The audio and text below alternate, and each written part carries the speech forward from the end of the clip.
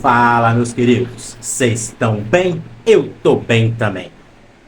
Veja bem, uma reflexão rápida, direta e objetiva. Versículo se encontra em Provérbios, capítulo 12, versículo 22. Vou ler aqui.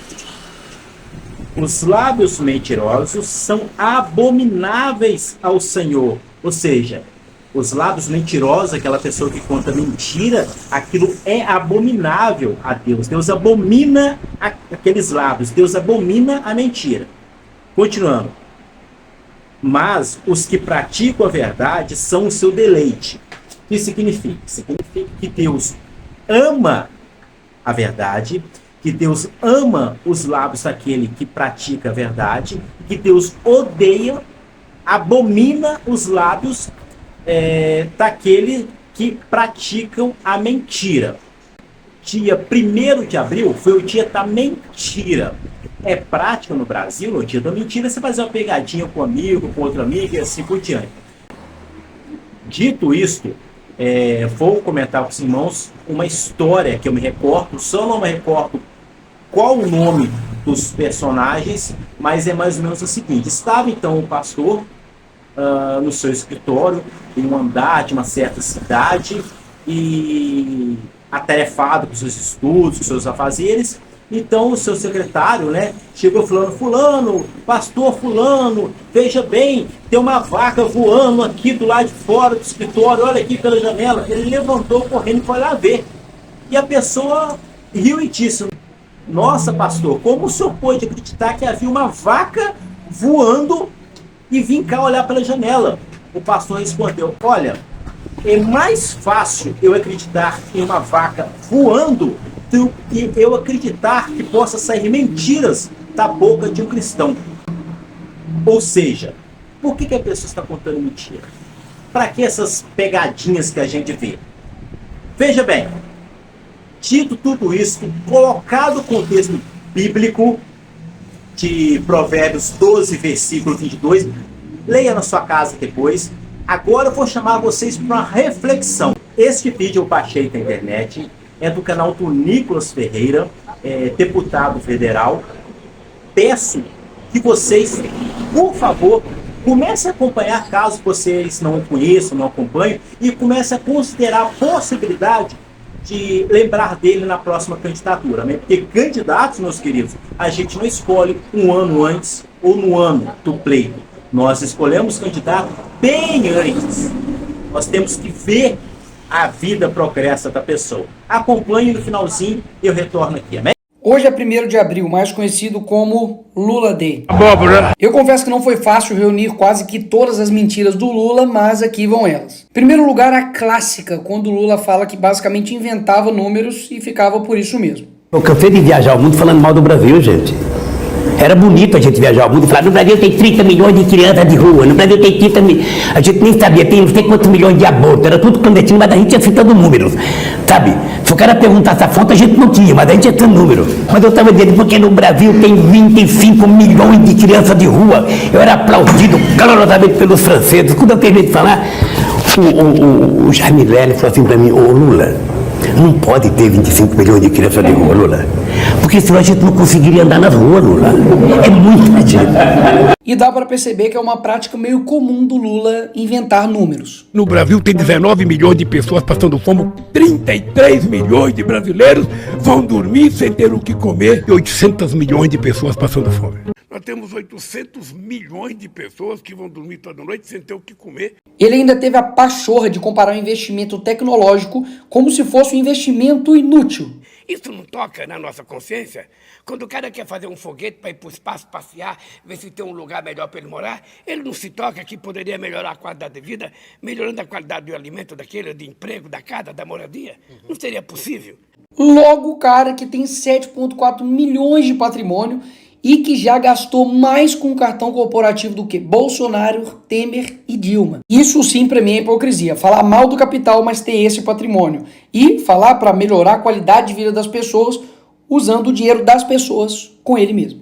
Nós, seres humanos, humanistas, Temos que ficar indignados com a desigualdade. E o que dizer então, Lula, das pessoas que gastam R$1 bilhão do pagador de impostos somente em um ano com viagens?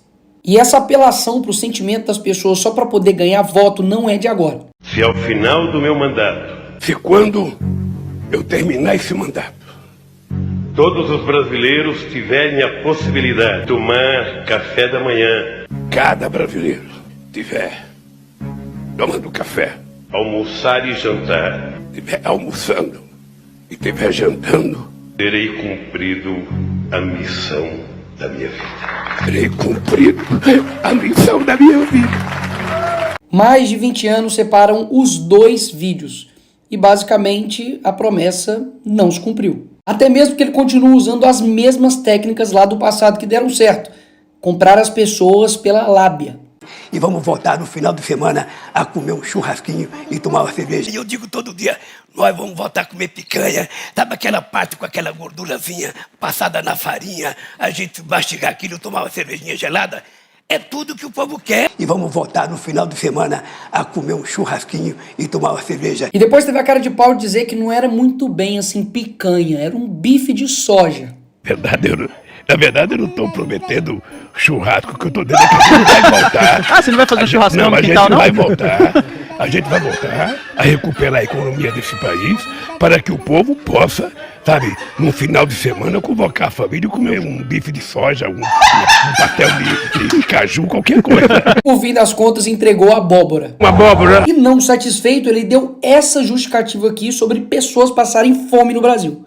E se nesse país a gente produz alimento demais e tem gente com fome, significa que alguém está comendo mais do que deveria comer. E quem lembra quando ele disse que ele era contrário ter amigos no STF? Não é prudente, não é democrático um presidente da República querer ter os ministros da Suprema Corte como amigos. Você não indica o ministro da Suprema Corte para ele votar favorável a você ou te beneficiar. Os ministros da Suprema Corte têm que ter currículo. Não só pelo papel que ele teve na minha defesa, mas simplesmente porque eu acho que o Zanin se transformará num grande ministro da Suprema Corte desse país. E além do Zanin, indicou também outro amigo, Flávio Dino, para o STF. Sim, esse aqui é o Flávio Dino. Eles são amigos desde quando o Flávio Dino era macho. Isso era o que aconteceria se eu tivesse terminado essa frase, mas continuemos. Lembra que ele também disse isso? Vou fazer uma coisa para você, vou fazer um decreto, acabando com o seu sigilo de 100 anos. Para saber o que tanto você quer esconder por 100 anos. Eu vou fazer um decreto, assinar, para saber o que esse homem esconde por 100 anos. E agora eleito, adivinha? Adivinha! Ele meteu o sigilo de 100 anos em mais de 1.332 pedidos. É tanta mentira que eles contradizem toda hora. Eu, quando namorava, muito tempo atrás, no Luxemburgo, eu tinha uma garruchinha 22. Agora escuta. Quem é que quer comprar arma? É o crime organizado e algumas pessoas que não querem fazer bem para ninguém. O cara até chegou a culpar o Bolsonaro pelos imóveis que foram perdidos lá no Alvorada. Só que adivinha, não estava perdido, estava lá e ele encontrou depois de 10 meses. E ele ama dizer que não é corrupto e que nunca roubou nada. Diga! Tá, o que eu roubei? E para não falar, é o Nicolas que está acusando ele, eu vou deixar o Antônio Palocci, ex-ministro do Lula, falar então. No fim do seu segundo mandato, aí ele preparou sua aposentadoria. Recebeu 300 milhões da Odebrecht numa conta corrente de disponibilidade, recebeu seu sítio, que foi feito, combinado para seu uso, o apartamento do qual já foi condenado. Eu, pessoalmente, levei pacotes de 50 mil reais, algumas vezes, ao presidente Lula. E não tem como brigar com a realidade. Lula foi condenado a 12 anos e 11 meses por corrupção e lavagem de dinheiro na ação da Lava Jato. Depois da história você já sabe, né? Basicamente o STF descondenou o Lula. E aí tem gente que fala, a Lava Jato foi tudo uma maçã, tudo uma mentira, o Lula é inocente. Não. Até mesmo porque já foram 25 bilhões que já retornaram aos cofres públicos de dinheiro desviado durante os governos petistas. Se teve devolução de dinheiro roubado, é porque alguém roubou. E depois de tudo isso, ele ainda tem a coragem de dizer isso. Se tem uma coisa que eu me orgulho neste país, e não baixa a cabeça para ninguém, é que não tem nesse país uma viva alma mais honesta do que eu. E o que eu quero mostrar nesse vídeo é que a mentira, ela tem poder. Obviamente não mais do que a verdade, mas ela também faz o seu estrago. Até mesmo porque, para pensar, num país com 220 milhões de pessoas, será que não tem ninguém melhor para dirigir o nosso país do que esse cara? Mas por que, afinal de contas, isso acontece? Porque as pessoas preferem mentiras que acalentam o coração e acalmam os seus ouvidos do que verdades que confrontam, que algumas das vezes vão ser amargas e ruins aos ouvidos, mas que no final das contas vai fazer você enxergar a verdade. E por fim, deixar esse vídeo aqui que se tem um dia que minha alma foi lavada, foi esse dia. Mentiroso, ex-presidiário, traidor da pátria. Este foi o vídeo de hoje. Eu peço que, se você gostou, comente aqui embaixo que gostou, deixe o seu like, ou seja, clique no joinha. Se você não gostou também pode deixar seu dislike. Se você não gostou também pode comentar aqui embaixo, será respeitado com toda certeza. Lógico, texto que não xingue, não falte, com respeito, com educação também, né? Se você puder, compartilhe no seu grupo do WhatsApp, mande para aquele amigo seu, para que possa refletir e ver direitinho se nós somos cristãos e se nós estamos no caminho correto, amém? Muito obrigado e fiquem todos na paz de Deus.